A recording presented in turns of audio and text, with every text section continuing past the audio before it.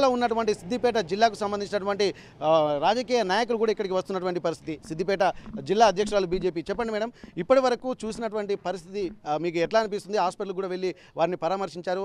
ప్రస్తుతానికి బాధితురాలి పరిస్థితి ఎట్లా ఉంది? బాధితులు అయితే బాధాకరంగా ఉందండి. మేము చూస్తే మాత్రం మాకు మహిళా లోకమే తల వంచుకునే విధంగా ఉంది. ఇంకా గవర్నమెంట్ ఇంకా అవేర్నెస్ తీసుకురావాలి, గవర్నమెంట్ మంచి పథకాలు చేయాలి, ఆడవాళ్ళ పట్ల అత్యాచారాన్ని ఆపాలనేదే మా ఉద్దేశము. జిల్లా మహిళా మోర్చా అధ్యక్షురాలుగా మేము ఎంత దూరం అంటే అంత దూరం వెళ్తాము. మహిళల కోసం కొట్లాడడానికి మేము ఎంత దూరం అనేది సిద్ధంగా ఉన్నాము. ఓకే, ఇప్పుడు మీరు నిజంగా ఇప్పుడు బాధితురాలి పరిస్థితి మీరు చూసారు, చాలా తీవ్రమైనటువంటి విషయం. ఎందుకంటే ఇన్ని కొత్త చట్టాలు వస్తున్నాయి అని చెప్పి అంటున్నారు, కానీ ఆ చట్టాల వల్ల ఎట్లాంటి ఉపయోగం లేదు. దుబాయ్ లాంటి చట్టాలు వస్తే తప్ప ఇక్కడ నిజమైనటువంటి భయం అనేది లేదు ఫస్ట్. ఎందుకంటే బాధితురాలు ఇంట్లోకే వెళ్ళి చేయడం అంటే ఇంకా చాలా దారుణంగా చూసుకోవచ్చు కదా. దీన్ని ఎట్లా చూస్తున్నారు సభ్య సమాజం? దీన్ని ఎట్లా పరిగణించవచ్చు? దీన్ని మాత్రం సభ్య సమాజం తల వెంచుకునే విధంగా ఉందండి. ఎన్ని చట్టాలు వచ్చినా ఎన్ని తీసుకొచ్చినా కూడా ఆడవాళ్ళలో అగత్యాలు మాత్రం మారడం లేదు. ఎన్ని అఘాయిత్యాలు జరుగుతున్నాయి. రేవంత్ రెడ్డి గారు 9 నెలల దానిలో ఈ రాజకీయంలో అత్యాచారాలు జరుగుతున్నాయి, జైలుకు వెళ్తున్నారు, వస్తున్నారు. కానీ న్యాయం ఎక్కడ జరిగింది మహిళలకు చెప్పండి. దానివల్ల ఏమన్నా పథకాల వల్ల దేనికైనా ఆడవాళ్ళకి న్యాయం జరిగిందా? అది మనకు ఫస్ట్ కావాల్సింది. పథకాలు తెచ్చిరా తెలియదా తర్వాత ముచ్చట. రేవంత్ రెడ్డి గారు చాలా పథకాలు రాజకీయాలు మనకు సమస్య కాదు. ఇక్కడ ప్రస్తుతానికి బాధితురాలికి సంబంధించినటువంటి విషయాలు మనం మాట్లాడుతున్నాము. ఒక మహిళ, అందులో మైనర్ బాలిక. దీని మీద మీ స్పందన ఎట్లా ఉండబోతుంది రేపు? ఎందుకంటే ఇట్లాంటి సంఘటనలు జరగకుండా మహిళా లోకం తరపు నుంచి మీరు ఏమైనా నిర్ణయాలు తీసుకుంటారా? మహిళా లోకం మేము వారికి పూర్తి మద్దతుగా ఉన్నామండి. మా మహిళా మోర్చా టీం మొత్తం పూర్తి మద్దతుగా ఉన్నాము. మహిళలపై జరిగే అత్యాచారాలకు మేము ఎంత దూరం అంటే అంత దూరం వెళ్ళి ధర్నాలు కానీ రాస్తారోకలు న్యాయం ఆ మైనర్ బాలికపై జరిగిన అమ్మాయికి న్యాయం జరిగే వరకు మేము పోరాడతామని ఈ సందర్భంగా చెప్తున్నాం. ఓకే ఓకే, మీరు చెప్పండి అమ్మా ఇంత సిచ్యువేషన్. ఎందుకంటే ఒక గ్రామీణ వాతావరణంలో, ఎందుకంటే కొన్ని అర్బన్ పట్టణాల్లో కొంత యువత చెడిపోతుందని అనుకోవచ్చు, కొంతమంది ప్రేరేపించబడుతున్నారు. కానీ ఒక అభయం శుభం తెలియని ఒక అమ్మాయి, 7వ తరగతి అమ్మాయిని ఇట్లా ఇంటి ముందే వెళ్ళి నోట్లో గుడ్డలు కుక్కి నోరు మూసి తీసుకెళ్తున్నారు. అది కూడా చిన్న పిల్లలు వాళ్ళ బంధువులు ఉండగానే జరిగింది అన్నటువంటి విషయాన్ని కూడా బాధితులు చెప్తున్నారు. ఈ సంఘటన మీరు ఎట్లా చూస్తున్నారు? నేను సిద్దిపేట జిల్లా మండల అధ్యక్షురాలని. మరి మహిళ మొన్నటికి మొన్న ఒక చిన్న పాపను, 2 సంవత్సరాల పాపను అట్లా చేసినా కూడా ఈ గవర్నమెంట్ పట్టించుకోవట్లేదు. మళ్ళీ ఇప్పుడు మొన్నటికి మొన్న జరిగినాక కూడా అసలు వానికి కథ సరైన శిక్ష వేసినాక మళ్ళీ వేరే మహిళ ఎంబడిపోతారా? అది ఇది ఎన్ని రోజులు ఈ అగాధ్యం జరుగుతుంది? ఎన్ని నాళ్ళు? దీనికి రక్షణ లేదా మహిళలకు? చిన్నపిల్లల నుండి మొదలు పెడితే ముసలోళ్ళ దాకా బలైపోతుండ్రు. ఎక్కడా ఆగుతలేదు. ఎక్కడా కూడా ఇదే ఉంటుంది. ఒక కాడ జరిగినాక మళ్ళీ ఇంకొక కాడ ఆగాలి కదా. ఆగకపోవడం కారణం ఏంది? ఎందుకు పట్టించుకోకపోతేనే కదా. వానికి సరైన శిక్ష వేసినాక ఇంకోనికి భయం ఉండదా? అది లేదు కదా. మహిళలు ఎన్ని రోజులని ఆడపిల్లలు ఇంట్లో ఉంటారు, పిల్లలు తల్లులు కూలి చేసుకోవడం ఎన్నో చేసుకుంటారు. వాళ్ళు స్కూల్కి వచ్చినాక వాళ్ళకి రక్షణ ఏంది? ఇట్లా జరిగితే ఎన్ని రోజులని రక్షణ లేదా? దానికి స్పందన లేదా? ఏం లేదా మాట్లాడేది? మేము ఎంతవరకైనా పోరాడతాం. మహిళల గురించి ఎంతవరకైనా పోరాడతాం. ఎక్కడంటే అక్కడికి వస్తాం. మహిళలకు న్యాయం జరిగేదాకా పోరాడతాం. ఇప్పుడు వాళ్ళ పరిస్థితి చూస్తుందంటే వాళ్ళ తల్లిదండ్రులు చాలా నిరుపేద స్థితిలో ఉన్నారు. కనీసం వాళ్ళకి ఇల్లు తప్ప వేయలేం లేదు, గొర్రెలు కాసుకుని బతికేటువంటి కుటుంబ నేపథ్యం అంటున్నారు. మరి అట్లాంటి వాళ్ళకి ఎలాంటి న్యాయం చేకూరితే బాగుంటుంది? ఎట్లాంటి న్యాయాన్ని మీరు వాడతారు? ఎందుకంటే వాళ్ళు మాట్లాడేటువంటి పరిస్థితి తెలియదు. పాపం వాళ్ళకు మాట్లాడడానికి కూడా నోరు రావట్లేదు. ఆ బాధలు బయటకు తీసుకురావద్దు. తీసుకొస్తే వాడిని కథం చేయాలి, ఉరి తీయాలి, ఉరి శిక్ష చేయాలి. వానికి వరి శిక్షనే సరైన న్యాయం. వీనికి ఉరి శిక్ష వేస్తే ఇంకోని శిక్షరం వస్తుంది. వీళ్ళు సరైన న్యాయం చేస్తలేరు. న్యాయం చేసేదాకా మేము పోరాడతాం. 7 కంటే అడికొస్తాం. మేము మాత్రం దీన్ని ఊరుకునేది లేదు, ఊరుకునే సమస్తనే లేదు. అయితే ఇంకోటి ఏంటంటే ఈ 2 ఇళ్ళు పక్క పంటే ఉన్నాయి కదమ్మా. ఇక్కడ వాళ్ళ ఇల్లు ఎదురుగా వీళ్ళిల్లు. రేపు మరి ఇట్లాంటి సంఘటన జరిగిన తర్వాత పక్క పంటే వాళ్ళు ఉండేటువంటి పరిస్థితి ఉందా? అసలు వాని కుటుంబాన్ని ఊర్లోకి తరిమేయాలి. ఫస్ట్ చేయవలసింది ఊరోళ్ళు చేయవలసింది. ఊర్లోకి వాళ్ళకి సపోర్ట్ మేము కూడా ఉంటాం. మేము ఇక్కడ మొత్తం రాష్ట్రం లెవెల్ రమ్మన్న వస్తాం. మహిళలు అందరికీ ముందుకు వస్తాం, చేయగలుగుతాం. మీరు మీ ఊరంతా సపోర్ట్ ఉండాలి. ఎందుకంటే ఇలా ఆ మహిళ మా అమ్మాయి కూడా మన పాప లెక్కనే. మన పాప ఎంతనో ఆ పాప అంతే. కానీ ఒక్క హిందువులకే ఇట్లా జరుగుతుంది. మళ్ళీ హిందువులకే జరుగుతుంది ఇట్లా. డాక్టర్ నుండి మొదలు పెడితే, ముసలోళ్ళ నుండి మొదలు పెడితే ప్రతి ఒక్కరికి ఇది ఎంతవరకు న్యాయం? కానీ వానికి సరైన శిక్ష పడేదాకా పోరాడతాం. ఓకే ఓకే మహిళల బాధ మహిళలకే అర్థమవుతుంది. చెప్పండి అమ్మా, మీరు ఇంత దూరం వచ్చారు, ఒక మహిళ అంటే ఆ మహిళ కూడా కాదు, చిన్న పాప అంటే 7వ తరగతి చదువుతున్నటువంటి చిన్న పాప, దీన్ని ఎట్లా చూస్తున్నారు సంఘటనని? ఈ విషయం మాత్రం చాలా ఘోరం. ఇది సభ్య సమాజం తలదించుకోవాలి. అసలు అసలు ఒక ఏడో తరగతి చదివే అమ్మాయి అంటే ఎంత చిన్న పాప. అసలు వాడు మనిషి ఎందుకు అవుతాడు? వాడిని అసలు వాళ్ళని ఇక్కడ కాదు కదా, వాడిని ఖచ్చితంగా వాడిని ఉరి తీయాలి. ఉరి తీసేదాకా వాడిని వదిలిపెట్టే సమస్య లేదు. ఇక్కడ బాధితులు మాత్రం తీవ్ర స్వరంతో హెచ్చరిస్తున్నారు. బాధితులకు అండగా నిలబడుతున్నటువంటి పరిస్థితి. ఎందుకంటే ఇక్కడ గురువన్నపేట గ్రామస్తులే కాదు, చుట్టుపక్కల నుండి గ్రామస్తులు కూడా తరలి వస్తున్నటువంటి పరిస్థితి. ఈ పరిస్థితిని దృష్టిలో పెట్టుకొని పోలీసులు కూడా ఎక్కువ మోతాదులో ఇక్కడికి పోలీసులు గ్రామంలో ఉన్నారు. ప్రతి గల్లీకి పహరా మోహరించినటువంటి పరిస్థితి. ప్రస్తుతానికైతే బీజేపీ నాయకులు కూడా ఇక్కడికి రంగంలోకి దిగారు. కొంత సామాజిక నేపథ్యాన్ని కూడా ఇక్కడ దృష్టిలో పెట్టుకోవాల్సినటువంటి అవసరం ఉంది. ఇది ఒక వాంటెడ్లీ జరిగినటువంటి కుట్ర అన్నటువంటి ఒక ఆందోళన వీళ్ళలో వ్యక్తమవుతుంది. మీరు చెప్పండి, అసలు ఈ సంఘటన ఎట్లా చూస్తున్నారు మీరు ఇంత జరుగుతున్నాక కూడా? చిన్న పాప అండి, చిన్న పాపను అలా చేయడం చాలా దారుణమైన పరిస్థితి. మరి ఈ ఊర్లో ఇట్లా వీళ్ళందరూ కూడా అందరు కలిసి వస్తే తప్పకుండా మనకి భారీ పెద్ద శిక్ష చేసే విధంగా ఉరి శిక్ష కానీ అసలు కొట్టి చంపాలి. ఎందుకంటే చిన్న పాప అంటే 7వ తరగతి చదువుతుందని తెలుసు, అంటే 11 years or 12 years ఉంటుంది. అంత చిన్న పాప పైన అంత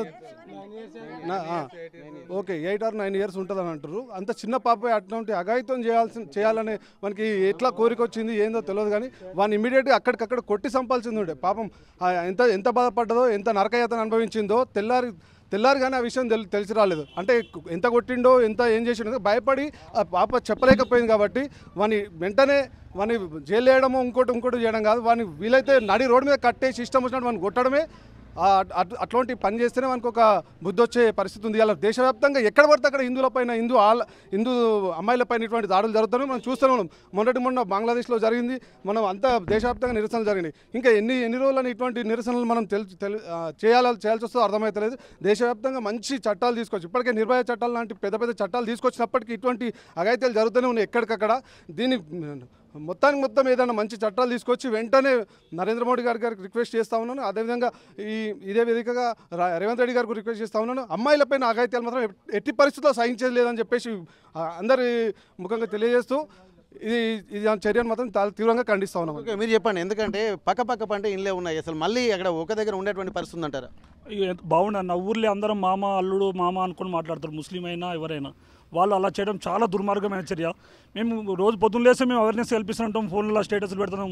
లవ్ జియాలు జరుగుతున్నాయి, ముస్లిం అమ్మాయిల మీద, మన హిందూ అమ్మాయిల మీద పడుతున్నాం. మేము రోజు అవేర్నెస్ ఫోన్లలో కానీ గ్రూప్లలో కానీ మేము చేస్తూనే ఉంటాం. ఇప్పుడు చూస్తూనే ఊళ్ళోకి ఇన్ని రోజులు తెలియదు, చెప్తే కూడా కొన్ని పట్టించుకోరు. వాళ్ళు బీజేపీ కదా వాళ్ళు ఏదో చెప్తారు అనుకుంటారు. కానీ ఈ ఊళ్ళకి వచ్చేదాకా కూడా కొంతమందికి వాళ్ళు మన హిందూ అమ్మాయిల మీద ఫోకస్ పెట్టి మన హిందూ అమ్మాయిల మీదే దౌర్జన్యానికి పాల్పడుతున్నారు. దీని మీద మనం ఊరు మొత్తం కఠినంగా శిక్షిస్తానని నేను కోరుకుంటున్నా. వాళ్ళకు కూడా ఊరు మొత్తం కూడా కంపల్సరీ ఆయన ఊర్లోకి వెళ్ళి బహిష్కరించాలి, ఊళ్ళో ఉండనివ్వదు వాళ్ళని. మేము ఏ సపోర్ట్ అయినా మేము చేస్తాం. మా పార్టీ తరఫున ఎక్కడ దాకా అంటే అక్కడ దాకా వస్తాం. మాట కాదు, పక్క నిలబడతాం. రాజకీయాలు అనేది కాకుండా బాధితులను దృష్టిలో పెట్టుకొని చేస్తే అందరికీ బాగుంటుంది. ఎందుకంటే సమస్యలు ఒక పార్టీకి అని కాదు, ఇక్కడ పాపం వాళ్ళకి ఏ పార్టీ తెలియదు. మనం పోయి రాజకీయాలు చేయడం కాకుండా ఇక్కడ బాధితుల తరపు నుంచి ఏం చేయాలన్నటువంటి పరిస్థితి మనం చూడాల్సినటువంటి పరిస్థితి. మీరు చెప్పండి, అసలు ఇంత సిచ్యువేషన్ జరుగుతున్నాక కూడా ఊళ్ళల్లో కూడా కొంతమంది ఇప్పుడు 144 సెక్షన్ విధించినటువంటి పరిస్థితి. ఎందుకంటే ఊరు కూడా ఒక ఏకమైనటువంటి ఆ పరిస్థితి అయితే కనిపిస్తుంది. బాధితులు మాత్రం బిక్కుమంటూ వాళ్ళకి ఎటువంటి న్యాయం జరుగుతుందో కూడా వాళ్ళకు చెప్పలేకపోతున్నారు. అట్లాంటి సిచ్యువేషన్ మీరు ఎట్లా చూస్తున్నారు? మాకు ఈ గ్రామంలో అమ్మాయి పైన రేపు జరిగిందని చెప్పేసి మనకు తెలిసి ఈరోజు మేము గ్రామానికి రావడం జరిగింది. ఈ గ్రామానికి వస్తే దరిద్రం ఏంటంటే మనకు గ్రామస్తుల కంటే ఎక్కువ ఊరంతా మొత్తం పోలీసులే కనిపిస్తున్నారు. ఎటు చూసినా కూడా మొత్తం పోలీసులే ఎక్కువ ఉన్నారు తప్ప మరి ఈ పోలీసులు ఎవరికి న్యాయం చేయడానికి ఉన్నారు?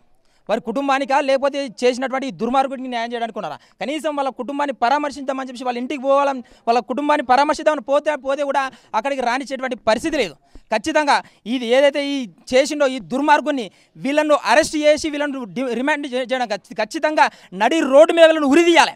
ఇలా ఈ గ్రామస్తులు ఎవరైతే ఉన్నారో తెలిసిన వెంటనే వీళ్ళు చేయడం కాదు, తెలిసిన వెంటనే వాని ఇంటిని ధ్వంసం చేసి వాని కుటుంబంతో సహా ఇక్కడనే నరికి చంపాలని చెప్పేసి నేను చేస్తాను. ఇలాంటి సంఘటనలు ఎవరైతే ఇంకొకసారి ఈ సంఘటన జరిగిందా, ఇది బయటకు వచ్చిందండి. ఇట్లా బయటికి రాని సంఘటనలు ఇంకెన్నో ఉన్నాయి. ఇది లవ్ జిహాదీ అనే పేరు మీద ఇలా కేవలం హిందూ మహిళలనే టార్గెట్ చేసుకొని ఇలా వాని కళ్ళకు కనీసం చిన్న పిల్ల వానికో కూడా ఒక చిన్న చెల్లి ఉంటుంది, వాని అక్కకో వాని చిన్న చెల్లి ఉంటుంది, కనీసం వాని కళ్ళకు కనిపించలేదా?